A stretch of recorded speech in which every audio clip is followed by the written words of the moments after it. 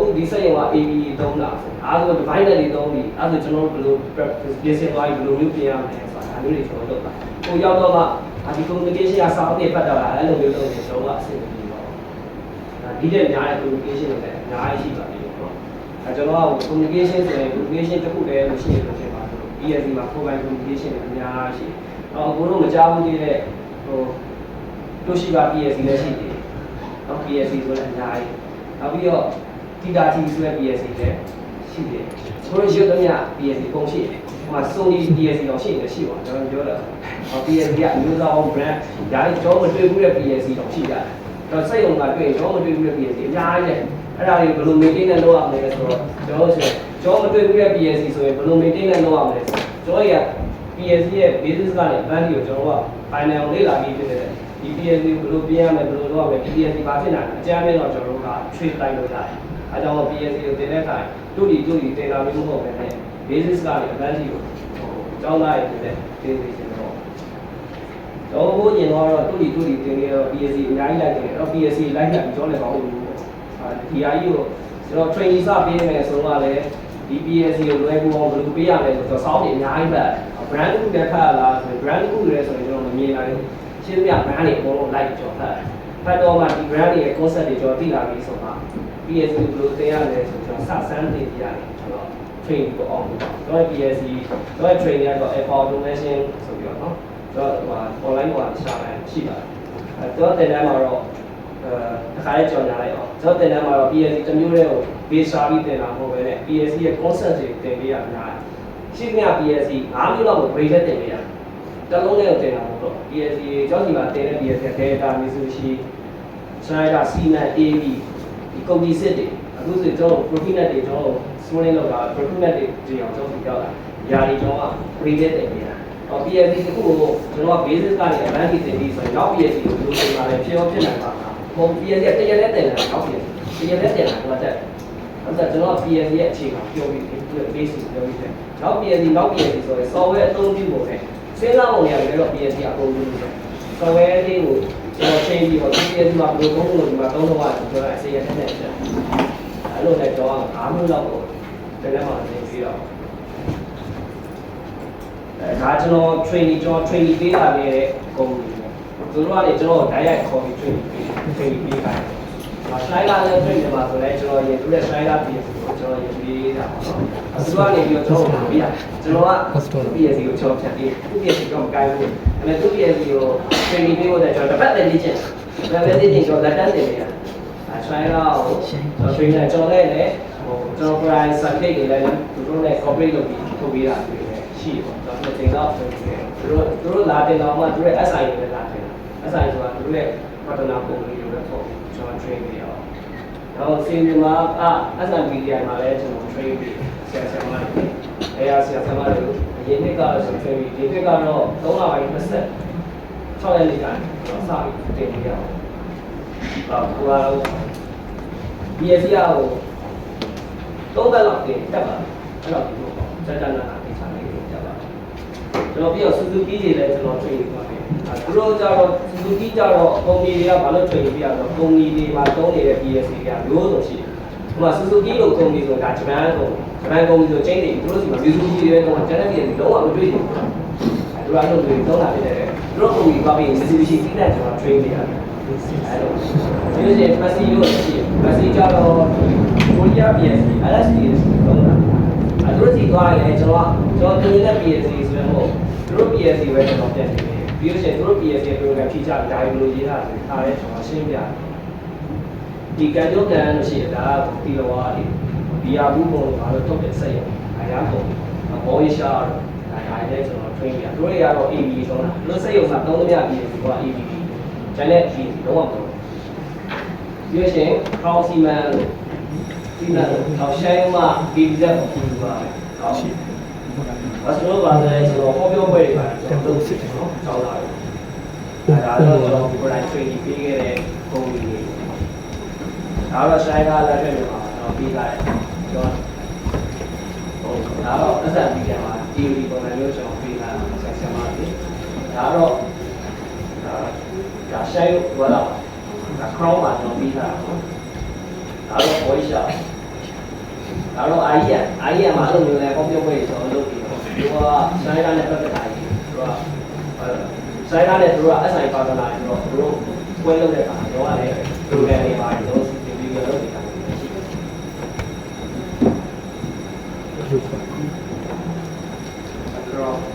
တော့စီပြီးမှ training ပေးခဲ့ရတယ်နော်။ဒါမှတော့ကျွန်တော်ကကျောင်းသားတွေကိုဒီတက်ပတ်သက်ပြီးဟောပြောပွဲတွေလုပ်ပြီးတော့သူကပါရီတည်တယ်။ဒါကြီးစက်အကြကျုပ်ကဒါပတ်စီဒါကျွန်တော် training ပေးခဲ့တယ်။ဒါရတော့ကျွန်တော် service တွေကျွန်တော် service ပဲကုန်ကြီးပေးရတယ်ဆိုတော့ကျွန်တော်တင်အောင်လာတဲ့တော်တော်များများကကျောင်းသားတွေကလည်းပါရှိပါဘူး။လူတွေပဲလာကြတော့ပုံရင်းကနေ direct လုပ်တဲ့ဒါပုံလေးဆိုရင်ပုံလေးကနေ direct လုပ်တယ်။နောက်ဒီတော့ဆုံးဆိုရင်ဒီတော့ဥစားနေခန်းချက်ဆက်ရုံတော့အဲ့လိုမျိုးတွေ direct လုပ်တယ်။နောက်ဘော်ရှာတို့ကဆိုလည်းအဲ့လို direct လုပ်နေတာရှိတယ်။ သူတို့ဆက်ရုံမှာကျတော့သူတို့ဆက်တွေပဲပြီးတိုင်တင်ပေးစေတယ်ဆိုမှတော့ခေါ်တာ။အဲ့တော့ကျွန်တော် training ပေးခဲ့တဲ့တော့ကျွန်တော် service လုပ်တဲ့အားကျွန်တော်တော့ YS ဒီလိုစီမရလေးကတ္တရာခံခဲ့ရတယ်ခါချက်သွားပြီကျွန်တော်တို့လည်းသွားရေးပြရတယ်ပြောပြီးတော့ red mount လေးတို့အမေတမတို့မုတ်တမတို့ညမီပါတို့ပြီးဒါစတီးကုန်တယ်နောက်ပိုးလေးတို့နောက် AG transformer တို့ဒါပြီးကြာကြီးဆိုးတို့ mega steel တို့ရှက်တို့တိုယိုထိုင်းဆိုတာဒီကနေကျွန်တော် power meet power ပေးတယ်လေ plan ရှိတယ်အဲ့မှာကျွန်တော် service ပါတယ်ဒါကျွန်တော်အကုန်လုံး service ပေးရကုန်ပြီနောက် Massima တို့နောက် Toyo battery ကို OT တို့နောက် Asia One စိတ်ကတော့ဆိုတော့ကျွန်တော်တို့ပြော direct grade ကိုဆောက်လုပ်တယ်တော့ Asia One စိတ်ကတော့မှဒီစိတ်က grade တွေကိုမှ PSC နဲ့ control ပြရအရှင်းတော့ရင်ကျွန်တော် PSC နဲ့ပဲတော့ဒီကျင်းနေဆိုရင်စက်ရုံလို့ပြောလိုက်ဆိုတော့စက်ရုံတင်းတင်းကနေစက်ရုံကြီးကို PSC ပါပြီးလားမပါတဲ့နေရာကိုဘယ်ဝေးမှာတော့ PSC တော့တင်းမောမှာလည်းအခုတော့ပဲ train လိုက် PSC ကိုပေါ့အကုန်လုံး PSC လုံးတယ်တော့ရဲ့ PSC ရဲ့အစိုးမိုးထားတဲ့ခုနှစ်ကလုံးတရားနဲ့ဟိုတော့လဲတော့တော်ကြာတယ်အခုချိန်ကြီးလည်းကျွန်တော်က PSC ကအချိန်ကိုရော့တာအရင်တော့ကျွန်တော်ကဟိုဟာတွေလုံးကြတော့ CPU ကတ်တွေလုံးကြဟို PIC တော့အရင်ကတော့ PIC တွေကတော့ဖြစ်တယ်အပိုင်း PSC ထွက်လာတာ PIC အကုန်လုံးပြောင်းအဲ့လိုမျိုး commentator လုပ်တဲ့ပုံရှိတယ်အပိုင်းတော့ပြောင်းသွားပြီးတော့ချိန်ပြီးတော့ PSC ပြန်ချိန်လိုက်တဲ့ပုံရှိတယ်နာမည်ကြီးပုံကျွန်တော် PSC ကဟိုလေ့လာတဲ့ဆိုတော့ကျွန်တော်ပြီးတော့လည်း PSC ကကျွန်တော်မြန်မာပြည်မပြောနဲ့ပေါ့နော်စင်ကာပူနိုင်ငံတွေကျွန်တော်စင်ကာပူမပြောနဲ့သူတဲ့ကြီးတဲ့နိုင်ငံတွေတော့မှ PSC ကအရန်ဝန်ထမ်းတွေလိုအပ်ချက်တွေအများကြီးဖြစ်တယ်ကျွန်တော်မြန်မာပြည်ဆိုတော့ပြောအများကြီးလို့ကျွန်တော်ဒီမှာကဟိုလုံနိုင်တဲ့လူဆိုတာလက်ချိုးတွေလို့ရတယ်စိတ်တော့ရှိကြအောင်နိုင်ငံရလာတဲ့အဲ့လိုလာတာတွေပြီးတော့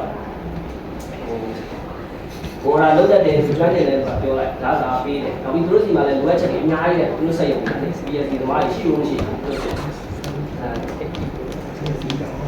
နောက်ပြီးတော့ကျွန်တော်တင်မောပေါ်တွေနဲ့ကျွန်တော်ပြင်ပေးမှုတယ်နောက်အမေတို့ဒါကျွန်တော်ဒီထဲမှာကျွန်တော်ကြားကျွန်တော်မဆက်လို့မထည့်လိုက်ပုံတွေအများကြီးရှိဒါကျွန်တော်အကုန်လုံးကျွန်တော် service ပေးတဲ့ပုံတွေပေါ့ဒါတော့ကျွန်တော်နည်းနည်းပါးပါးပြီးတော့ပုံလုံးလာခဲ့ဘေးကလည်းအားရဖြစ်သွားတယ်ဒါ BEST ဟို program တွေပြန်ရေးတာတယ်ဟို IoT ဆိုတာကျွန်တော်တို့ရေရန်ချင်းဆက်တို့ကျွန်တော်မိုးလုပ်ငန်းနဲ့ပတ်သက်တာပေါ့နော်အစားအသောက်ပုံနဲ့ပတ်သက်တဲ့ဒီအိတ်တွေပေါ့ဒီအိတ်တွေပစိတ်ရိုက်ထုတ်ရအာဂျီမိုတို့အိတ်လာအိတ်တွေပစိတ်လိုက်လိမ့်လိုက်ပစိတ်ရိုက်တဲ့ထုတ်ပြီးတဲ့ဒါပြင်လာဆက်တယ်ဒါကိုမုံတမတို့ပါတော့ CNC လေဒါပေမဲ့ကျွန်တော်က PLC မှာ automation လို့ခေါင်းစဉ်တက်တာဖြစ်တဲ့ CNC နဲ့ဆိုင်လာဆိုတော့အရင်တိုင်းရိုက်ကြီးဆိုင်လာလို့ဆိုတော့ဒီထဲမှာသုံးရတဲ့စာအုပ်တွေ control တွေကကျွန်တော် PLC ဖိုင်းနဲ့တော့နင်းစက်ဖြစ်တော့ပြင်းရတာဘာမှမပေါ့ဟိုတိုင်းကကူးလေးရောက်ပြီးတော့ကျွန်တော်နဲ့သက်ဆိုင်တယ်ဒါလည်းညမိပါဒီတန်ကြားချက်တဲ့စက်တွေပေါ့တက်စမာဒါလည်းပြင်းရတာဘာမှမပေါ့ကျွန်တော်နဲ့လည်းငွေနေဖြစ်တာ